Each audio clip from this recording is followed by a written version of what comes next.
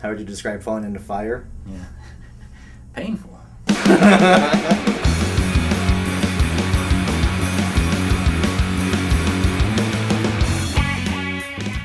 Michael Jackson initially got me into singing way back when I was little.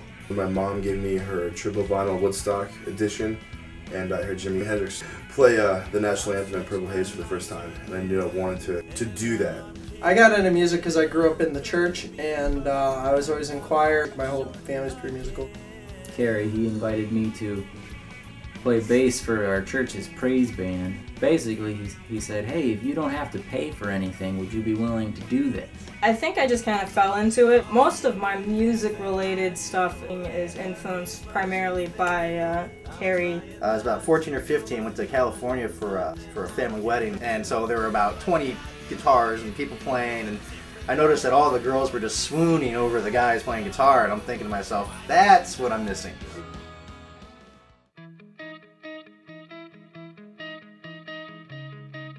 Falling in the Fire initially got started because I came to Carrie and I told him that I wanted to be a famous rock star. We didn't really stay on the whole selling out, writing pop songs for very long, but that was definitely where we got started. Happened across MJ over there, found out that he could actually sing, we dragged him into the studio. Ed came after MJ, and so we needed a bass and Robbie was living with us, so we said, hey, hop in on some of our practices. And then we brought Jake on to fill out the sound. Yeah, it's hard to really classify our sound because we kind of cover a spectrum.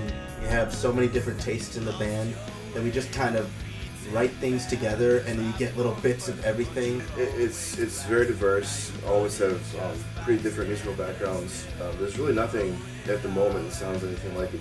I think our band captures something that has been long lost. You know, we hear it a lot. We have a very eclectic instrumentation. All of us probably have our roots in the 90s. Ed's probably more of a metal, punk guy. Jake is probably more classically versed. MJ is more of a jazzy guy, and Catherine's more into like swing and musical kind of thing. And Robbie's a huge Red Hot Chili Peppers, funk kind of player. And so when you bring all that together with the roots in the 90s, you kind of grow a different tree, I guess. I would honestly say it took about a good year and a half for all of us to kindly really collaborate together on things. A lot of times it is, Carrie and myself in a garage with 2 guitars, something comes of it and we run with it, or MJ or Jake will Carrie, someone will come up with lyrics and say, hey, let's make this into a song.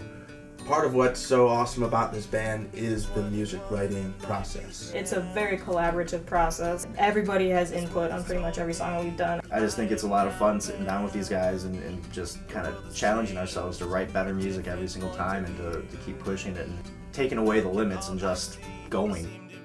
We're involved in several charities. We recently got involved with Hugs and Bugs, which is a musical therapy program, the prevention of human trafficking, as well as the suicide prevention people. So we try to give back as much as we can. I mean, we're working class as it is, so we kind of understand not everybody can be fortunate and blessed. We like to give back.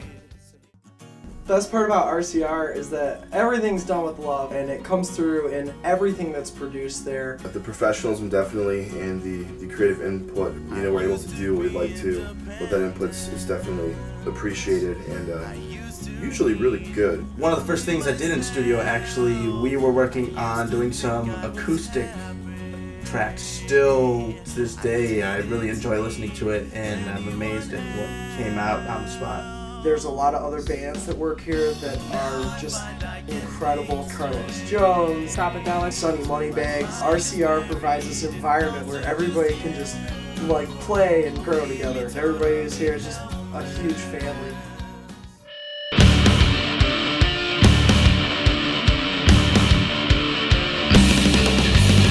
Progress is available on iTunes and Amazon. I Shazammed So it. buy it. Buy it. Buy the album. It is Shazamable. It's also on Sounds Spotify. dirty. Yes, it is on Spotify. But you should buy it That's and where not all of the stream it. That's where all the pennies we've made so far are coming from.